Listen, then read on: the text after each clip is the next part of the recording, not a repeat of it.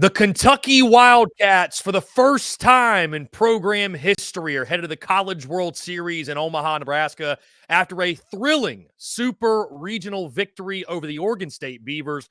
Helping us break it all down, our good friend Adam Luckett of Kentucky Sports Radio. He joins the show once again. Adam, what's going on, my friend? How are you? Chris, what's up, man? I'm doing great. Just basking in a lot of happiness around that Kentucky baseball program, even though it was a late night when they did clinch there on Monday night. But just been a lot of good times here and a lot of happy people that they finally got that big monkey off their back. Adam, for sure. Let's talk first about the series itself, what you took away. Kentucky with a really dominating game one performance, game two, much closer, back and forth affair. But the thing that jumped out to me, Adam, was the starting pitching, right? You and I talked about it last week at this time. Trey Pooser, Mason Moore, how important they were going to be. They were everything as advertised, if not more than that. Of course, again, the lineup picked up the slack as well here and there. But thoughts on, it was an electric weekend, by the way, Kentucky Proud Park. The fan base showed up and showed out. Just overall thoughts and takeaways and what you saw from this Kentucky team in that series against Oregon State. Yeah, I think Trey Pooser, number one, was one of the bigger stories of the weekend, which is awesome there on Saturday night. And then the game kind of got away from Oregon State there towards the end, but Pooser, just 7 innings, was rock solid the whole way. And really, Oregon State, I believe they threatened really once the whole game against him. Other than that, it was pretty easy, even when Kentucky went to the pen there the last 2 innings. And then the next night, the control problem showed up for Mason Moore. So he has to be pulled very early in the ball game. I think he went 3.1 innings for Kentucky. And then the bullpen came in and really controlled the whole thing throughout. From Cam O'Brien, gave them a career high. I believe he went 3 innings, or a season high for him out of the pen. So 3 innings of excellent pitching, got him out of a couple bases loaded jams there for Kentucky. And then they go to Robert Hogan, who's been kind of their best arm out of the pen all year. They get 2 innings out of him. He has some control issues. They ended up pulling him in the ninth. Then they double dip there to get the last out there in the ninth. They go Ryan Hagan now and then go to Johnny Hummel there to get that last out. But overall, they just found a way, and they worked through some adversity, the pitching staff. They got a great outing from Pooser to get the first win, and then they've just found their staff found a way. And then offensively, how they scored the winning run is kind of Kentucky baseball under Nick Mingione. I mean, I think it kind of encapsulates who they are. Just uber aggressive, take chances of opportunity, and put pressure on opposing defenses and pitching staff with their movement on the base paths. And you saw Nolan McCarthy took advantage of that, and that aggressiveness led to exposed, I should say, an Oregon State mental mistake there. And they gets the run, and that's ends up what gets them to Omaha. And so in many ways, that was kind of the Kentucky team. You know, they find a way, and they're just a well-balanced club, and that all equates to them taking care of Oregon State in 2 games, keeping Travis Bazzana in check through 2 games, and just really controlling what had been a good Oregon State offense all season through those 2 games in Lexington with their pitching staff. And now they're going to Omaha, and they're in a bracket which was almost a SEC invitational down there. You got the one ACC team that snuck in, but if you traded Tennessee out, you would have a true SEC versus ACC thing going on there in Omaha. But close enough. They're going to face an SEC team on Monday in Omaha, and they're going to have to beat one to get to that next round, bare minimum. And Adam, to your point, going back to the way that Kentucky scored that go-ahead run on Sunday night, it was the most Kentucky baseball way of all time. Like you mentioned, the wild pitch, runner takes third and then takes home, just being heads up and using his speed. It just, to your point, and I think some even, and Adam, I'm sure you felt this, I think some talking Kentucky baseball this year maybe even tried to say it like in a backhanded compliment type of way of, you know, they're a gritty team and they find ways to win, just kind of trying to imply that maybe they don't have the talent or the this, the that, whatever, but they're finding ways. But it's it's all a compliment when you talk about this Kentucky team, the culture Nick Mingione has built. And again, that play truly a microcosm of who Kentucky is. They may not have a Jack Caglione or a Charlie Condon or a Hagen Smith or this superstar guy who's going to be a top 5 pick, but they've got a bunch of dudes who will go to war for Nick Mingione, who will die for that man, and who give it their all, and they really put the pressure on their opponents. And that play was just, I think, Adam, to your point, a great example of who this Kentucky team is. Yeah, I think just overall, they don't have the superstar power, and they're not necessarily up there in the top of the recruiting rankings, but they've got a roster with a bunch of really good college baseball players all put together, and the pieces fit, and they're just a well-rounded club. Like, they just find ways to win. They can win a 3-2 game. They can win a 13-11 game. Like, we've seen them kind of do back and forth. Now, the real weakness was the pitching wasn't consistent enough, but it changes when Pooser's throwing like he does. When you got that one guy you can count on at the top of your rotation, it can open more avenues for you, and that has helped certainly. And I think the Oregon State Regional just showed that. I mean, it's a team that can find different ways to win, and they just keep winning. And I think the battles they went through in the SEC, I think, showed up when they in the postseason, both in the regional and in the super against Oregon State. That Bazana's a hell of a player, but they faced players like that all year in the league. You know, they've been up against that type of star power, and they attacked them, and they didn't necessarily they weren't afraid to go after him with their pitching staff. And I think that aggressiveness ended up leading to, I think, a dominant performance where they only gave up 2, 3, 4 hits. The walks got to them there on Sunday night, but other than that, I mean, it was an impressive performance all the way through from the regional through that from their pitching staff. Now, in Omaha, they might have to get into their number 3 starter, and that could get a little tricky for them if they win a couple games. But as of right now, they just keep proving to people that, like, they're a real deal baseball team, and they've got a legitimate chance to win this whole thing here.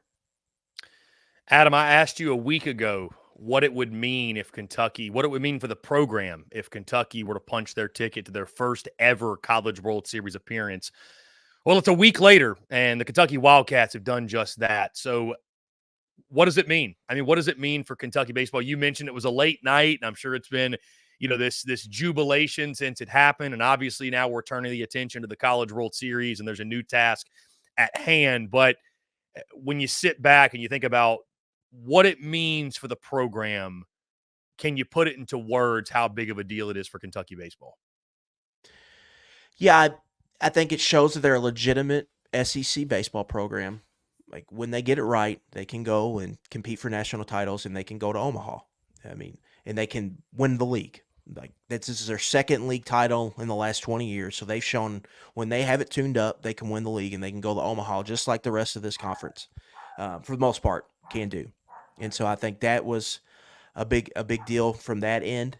And then I think just now, I think people just been slow to believe on this team and in Nick Mingione, right? You see them getting off to the hot start, but you saw them do that the 2 years before that, and then eventually stuff caught up to them. Well, it's never really caught up to this team.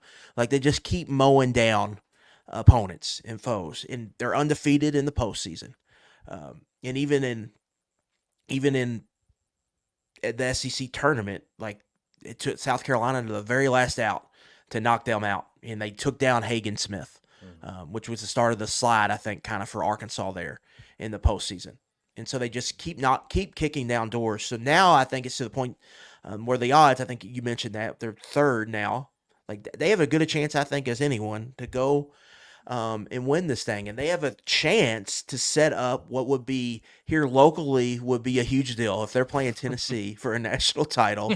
Like, the people that maybe aren't all in yet, they would be absolutely all in if that's what it came down. If it's orange versus blue for both programs' first national title, like, Kentucky fans are going to want to have that, to hang that over Tennessee fans, and I think vice versa.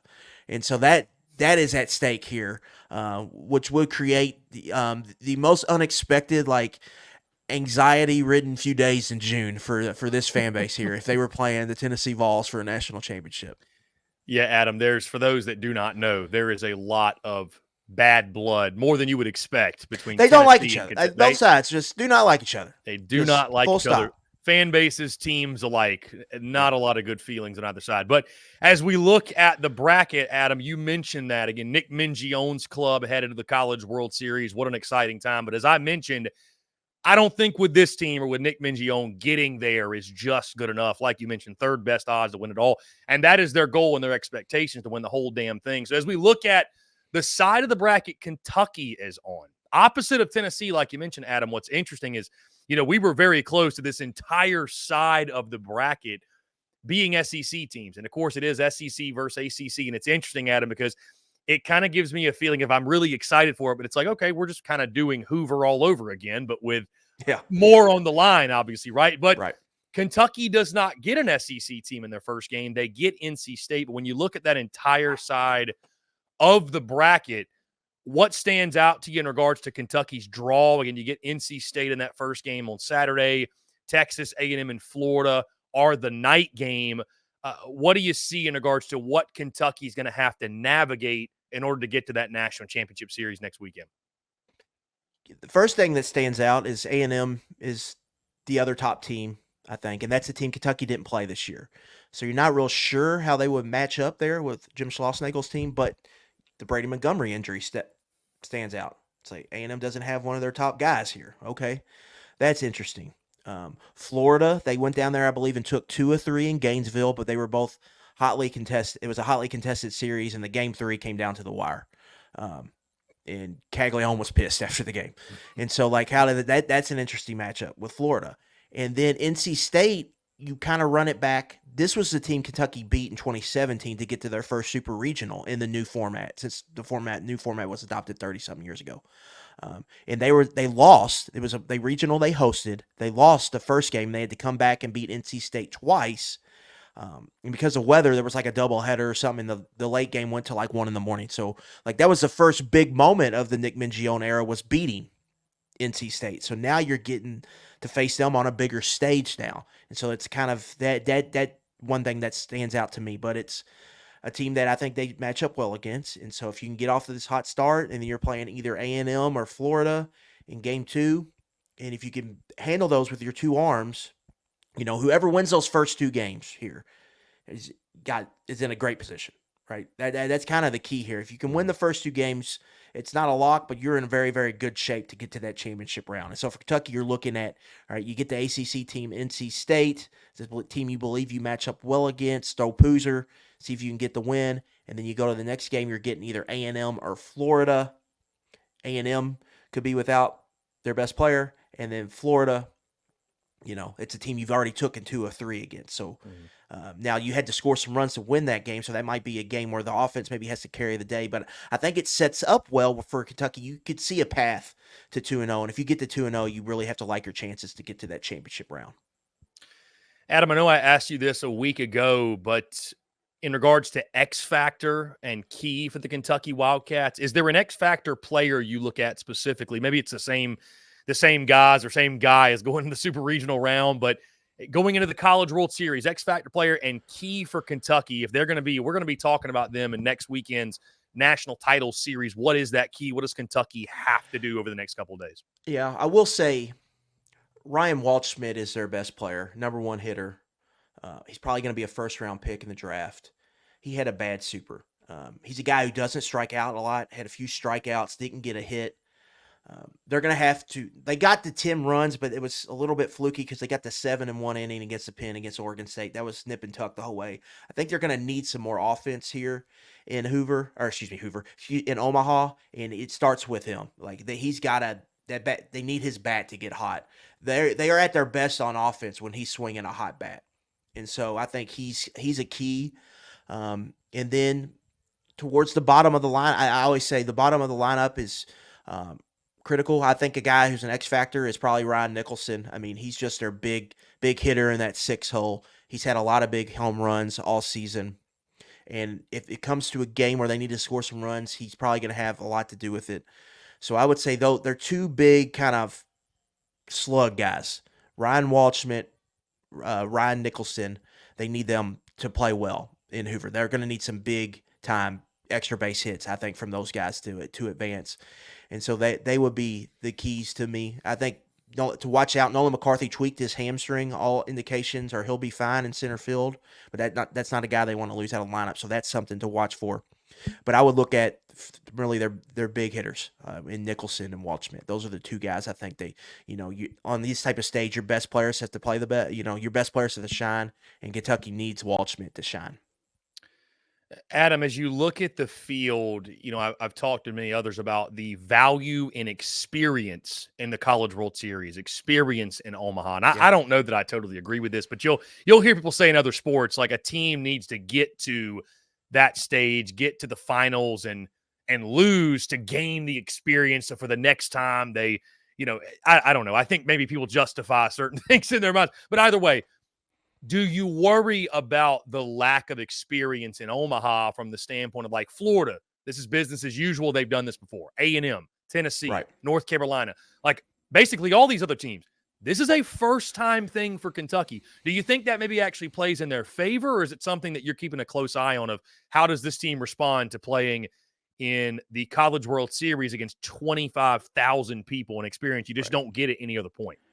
Yeah, it's kind of like the NBA Finals take, and you're seeing play out right now. Like Jason Tatum, Jaylen Brown, they got the taste 2 years ago. Now they know what they're stepping into. And you hear it from the Super Bowl, too. Like, the Super Bowl's different. That halftime's 3 hours long and everything that comes with it. So first time comes as a shock.